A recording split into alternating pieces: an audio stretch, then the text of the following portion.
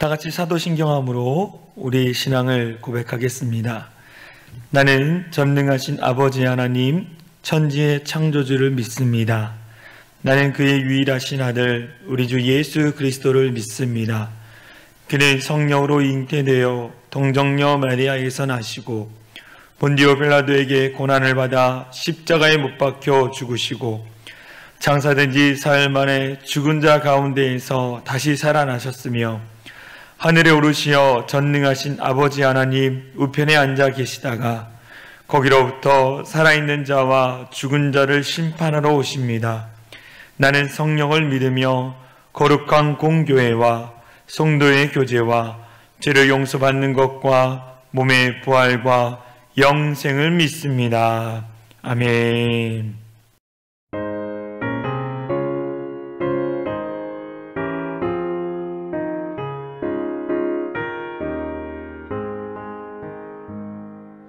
예수는 나의 힘이요 내 생명 되시니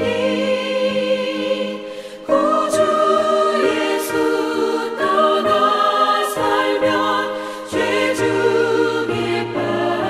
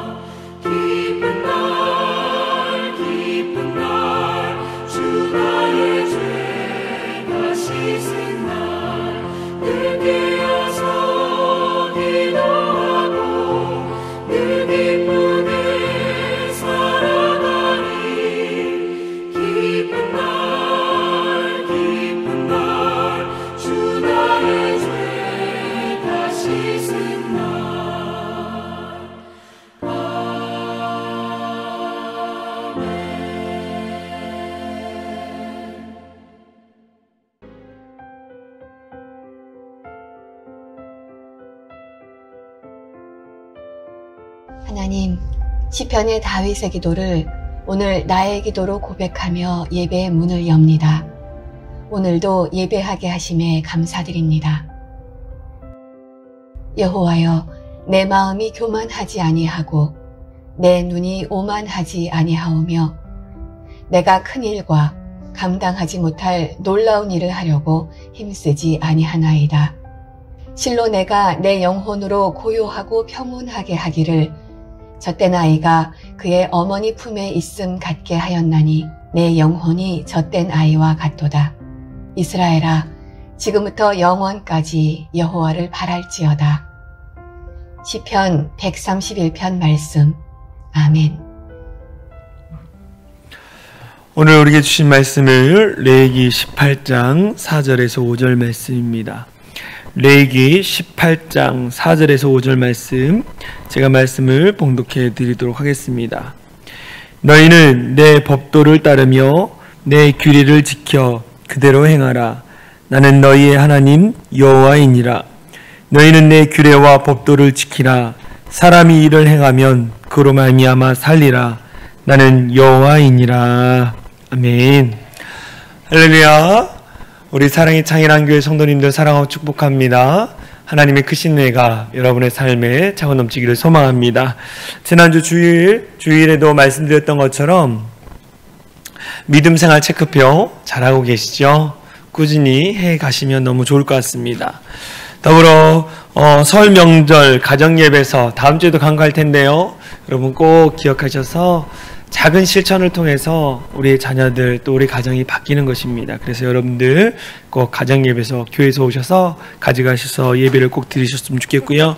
아직 시간이 많이 남아있는데 주님과의 특별한 동행 40일, 우리 40일 동안 주님의 말씀과 또 기도로 날마다 우리의 믿음이 성숙되어지기를 소망합니다. 여러분 꼭 실천해 주시기 바랍니다. 오늘 함께 나눌 말씀의 제목은 말씀으로 살아가라입니다. 말씀으로 살아가라. 하나님의 말씀을 가지고 그 말씀대로 살아가라는 말씀입니다. 하나님의 말씀을 우리가 읽다 보면 정말로 하나님의 지혜, 하나님의 명철하심을 우리는 찾을 수 있습니다. 역사적으로 보면 위대한 사상가들이 있습니다. 그들의 그 사상가들, 위대한 사상가들의 책들을 보면 그 사상적인 영향, 거의 다 성경에서 이 영향을 받은 사람들입니다. 그 사람들은요, 성경을 읽고 그 성경에서 영감을 받아서 책을 쓴 것을 보게 됩니다. 우리가 잘 아는 임마누엘 칸트라는 철학자가 있습니다. 이 사람이 순수 이성 비판이라는 책을 썼어요. 여기도 성경의 영향을 받은 것입니다. 헤겔의 정반합 이론도 또 기독교의 삼위일체 교리에서 참조했습니다. 그 실존주의 철학자 케고르나 야스퍼스 같은 사람들, 심지어 무신론자 니체와 같은 사람들도 이 사실은 직감적적으로 성경의 영향을 많이 받았어요. 성경을 읽고 그래서 영감을 받아서 그런 책들을 쓴 것 같습니다. 유명한 교육가 페스탈로치의 교육 사상도 성경에서 비롯된 것입니다. 결국 성경은요, 모든 지혜의 근본이며 사상의 원천이라고 말할 수 있습니다.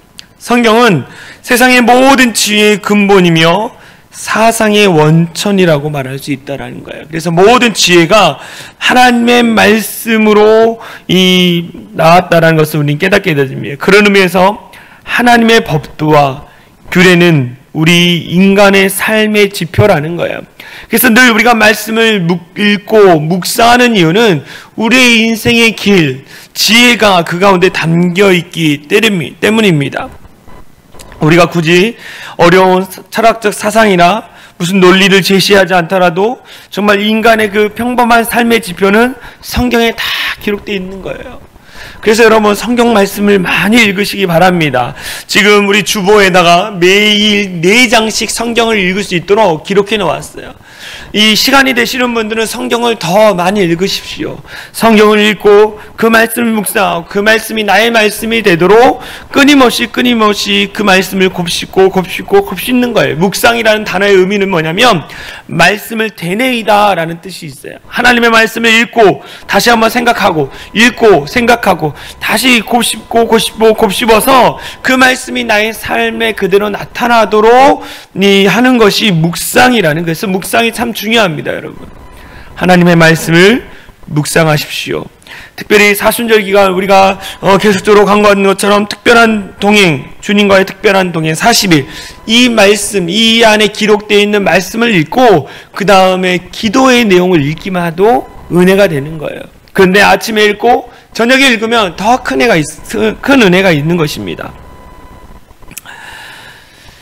지금도 살아계신 하나님께서 우리 인생길 가운데 말씀하시는 거예요. 성경을 통해서 또 설교를 통해서 정말 너의 앞길을 내가 이렇게 인도하길 원한다라고 하나님 끊임없이 말하고 있다는 거예요. 우리가 나아갈 방향, 길은 성경에 담겨 있다는 거예요.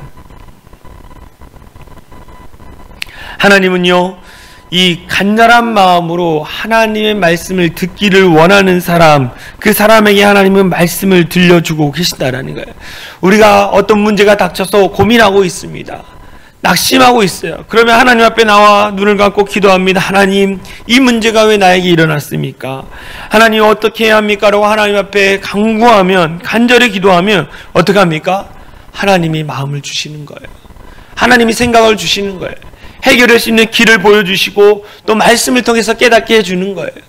여러분, 이 사순절 묵상집도 제가 기도하다가 하나님 어떻게 해야 할까요? 라고 했을 때 하나님이 생각나게 하시는 거예요.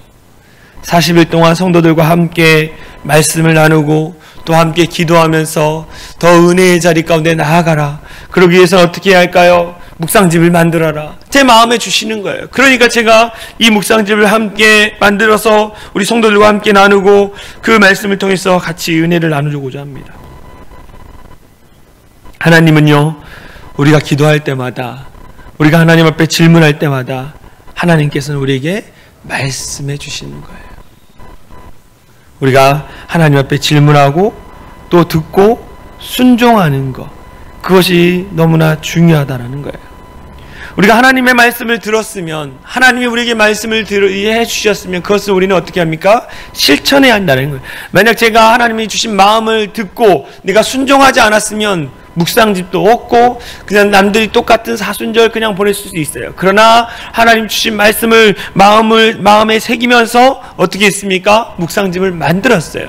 만들었더니 어떡합니까? 이제 여러분들이 이것들을 행하면, 순종하면 은혜가 넘치게 되는 거예요. 할렐루야. 우리 모두가 정말 이 사순절 묵상집, 유초동부도 이제 돌아온 주일날 우리 전도사님이 유초동부 아이들에게 나눠줄 거예요. 그럼 그 묵상집을 가지고 같이 우리 하나님의 말씀을 붙들고 나아가는 겁니다. 믿음의 가정을 세워가는 거예요. 그랬을 때 놀라운 축복이 우리 성도님들의 가정에 또 삶의 자리 가운데 차가워 넘치기를 소망합니다. 오늘 말씀 레위기 18장 5절 말씀에 보면 이런 말씀이 있어요. 너희는 내 규례와 법도를 지키라. 내 규례와 법도를 지키라. 사람이 이를 행하면 그로 말미암아 살리라. 나는 여호와라. 우리가 규례와 법도를 지켜 행하는 것, 하나님 앞에 묻고 듣고 순종했을 때 어떻게 한다고요? 살아난다라는 거예요. 할렐루야. 우리가 말씀을 실천할 때 살아나는 거예요. 우리에게 죽어있던 영들이 다시 살아나는 거예요. 우리의 낙심된 마음들, 좌절된 마음들, 어떻게 보면 여러 가지 지쳐있는 여러 가지 육적인 마음들이 다시 살아나는 거예요. 그래서 오늘 말씀처럼 이를 행하면 그로 말미암아 살리라. 말씀을 통해 살아나는 우리 사랑이 창이란 교회 성도들이 되어지길 소망합니다. 인간이 살고 죽는 것은 철저하게 하나님께 달려 있습니다. 우리가 사는 길은요, 하나님의 법도와 규례에 있다. 우리가 살아가는 이 힘, 그 살아가는 길은 하나님의 말씀에 담겨 있다는 거예요. 말씀을 지키면 하나님이 우리를 축복해 주시는 거예요. 끊임없이 말하고 있습니다. 하나님이 우리에게 복을 주시는 분이에요. 그 복을 주시는 분이 우리에게 알려준 그 말씀대로 행하면 우리는 복을 누리게 되어 있습니다. 그러면 하나님의 법도와 규례가 무엇인가? 하나님의 이 법도와 규례가 무엇인가? 첫 번째, 하나님의 법도와 규례는 첫 번째, 하나님을 섬기는 것입니다. 하나님을 섬기는 거예요. 하나님을 섬기는 것, 하나님을 사랑하는 것, 그것이 제1의 원칙입니다. 하나님을 섬긴다는 건 무엇입니까? 우리가 십계명의 말씀을 보면 이렇게 나왔어요. 제1은 다른 신을 두지 않는 것, 제2는 우상을 섬기지 않는 것, 제3은 하나님의 이름을 망령되이 부르지 않는 것, 제4는 안식일을 기억하여 거룩하게 지키는 것. 하나님과 십계명 1계명부터 4계명은 하나님과의 관계를 이야기하고 있습니다. 하나님과의 관계. 그래서 하나님을 섬긴다라는 것, 하나님을 사랑한다라는 것, 다른 신을 두지 않고 우상을 떨쳐버리고 하나님의 이름을 높이면서 안식일을 거룩하게 지키는 것, 그것은 하나님을 사랑하는 것이고 하나님을 섬기는 거예요.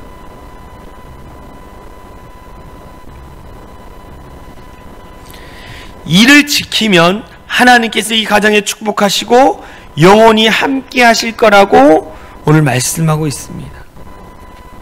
어떻게 합니까? 하나님을 누구보다도 더 사랑하십시오. 하나님을 최고로 섬기는 가정이 되어지기를 소망합니다. 하나님을 최고로 섬기는 우리 교회가 되어지기를 간절히 소망합니다. 하나님의 법도와 규례는 무엇입니까? 두 번째, 이웃을 사랑하는 것입니다. 이웃을 사랑하는 것. 십계명 1계명부터 4계명까지는 하나님과의 관계입니다.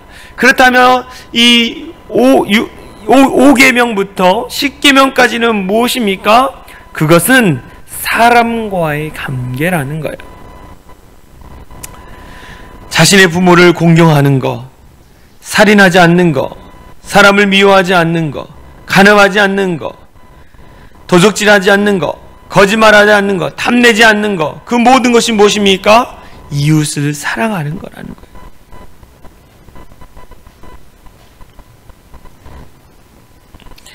자신의 부모, 가족, 이웃, 주변의 사람들을 사랑하는 것, 그것은 말씀대로 살아가는 사람의 모습이라는 거예요. 그런 사람들에게 하나님은요, 놀랍도록 축복하시겠다라고 말씀하고 있습니다. 하나님을 사랑하는 것입니다. 이웃을 사랑하는 것입니다. 세 번째, 하나님의 법도와 규례는 복음을 전하는 거예요. 복음을 전하는 것. 주일에 우리는 영혼을 구원하는 전도자입니다 라고 말씀을 전했습니다. 우리는 하나님께서 이 땅에 보내신 하나님의 선교사라는 거예요. 하나님의 선교사. 그래서 우리는 어떻게 합니까? 이 땅에서 복음을 증거해야 돼요. 복음을 증거해야 한다라는 거예요. 디모데후서 4장 2절 말씀에 이런 말씀이 있습니다. 너는 말씀을 전파하라. 때를 얻든지 못 얻든지 항상 힘쓰라. 너는 말씀을 전파하라. 때를 얻든지 못 얻든지 항상 힘쓰라라고 말씀하고 있어요. 어떠한 때든지 상관없이 항상 하나님의 말씀을 전파하라는 거예요. 어떻게 전파하느냐? 너의 삶으로 전파하라고 말씀하고 있는 것입니다. 예수 믿는 사람은 달라. 마태복음 28장 19절에서 20절 말씀입니다. 같이 읽겠습니다. 너희는 가서 모든 민족을 제자로 삼아 아버지와 아들과 성령의 이름으로 세례를 베풀고 내가 너에게 분부한 모든 것을 가르쳐 지키게 하라 라고 말씀해요. 너희는 가서 가라는 거예요. 우리가 복음을 증거할 사람들에게 가는 것입니다. 그 사람을 제자 삼고 세례를 베풀고 또 하나님께서 가르쳐 준 것을 가르치고 그것을 지키며 살도록 인도하라는 거예요. 왜요? 그것을 행했을 때 하나님이 축복하시기 때문입니다. 우리가 해야 할 것, 하나님의 법도, 하나님의 규례, 하나님의 말씀대로 살아가야 한다라는 거예요. 성도는 복음적인 삶과 헌신의 삶을 살아야 합니다. 성도는요, 말씀대로 살아가는 삶, 복음적인 삶, 그리고 헌신의 삶을 살아야 한다는 거예요. 그 삶이 무엇입니까? 나눔과 베품이라는 거예요.